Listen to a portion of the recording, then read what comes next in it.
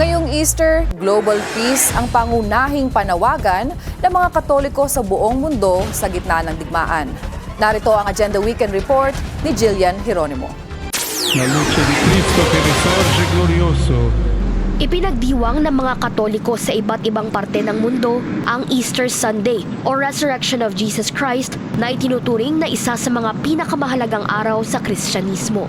Sa kanyang Easter Vigil Mass sa St. Peter's Basilica, nanawagan si Pope Leo XIV sa mga Katoliko na itaguyod ang kapayapaan sa gitna ng mga digmaan.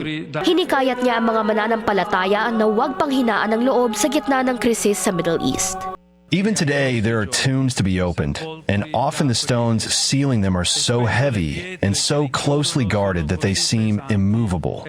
Some weigh heavily on the human heart, such as mistrust, fear, selfishness, and resentment. Others, stemming from those inner ones, sever the bonds between us through war, injustice, and the isolation of peoples and nations. Let us not allow ourselves to be paralyzed. Samantala, umalingaw-ngaw din ang panawagan para sa kapayapaan sa labas ng simbahan. Sa Cologne, Germany, nasa 1,000 Katoliko ang nakilahok sa Easter March laban sa mga ongoing war at rearmament. Dito binigyan din ng mga nagprotesta ang pangangailangan sa dialogue, diplomacy at social justice. It doesn't necessarily have to be Easter marches, but the peace movement in general needs to be strengthened. And we also need to send out a strong signal against the warmongering course the government is currently on. That's why I keep coming. It's no use saying that life needs to be improved.